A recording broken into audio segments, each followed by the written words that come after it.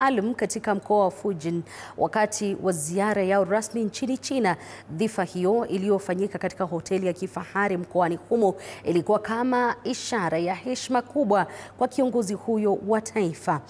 Katika dhifa hiyo, viongozi wa serikali ya China walielezea dhamira yao ya kuimarisha uhusiano wa kimataifa kati ya Kenya na China. Dhifa hiyo ilikuwa pia nafasi ya kujadili masuala muhimu kuhusu ushirikiano wa kiuchumi, kiteknolojia na biashara kati ya mataifa hayo mawili. Wakati wa dhifa hiyo, Rais Ruto alisisitiza kuwa Kenya ipo tayari kushirikiana na China katika miradi ya maendeleo yenye manufaa ya pamoja.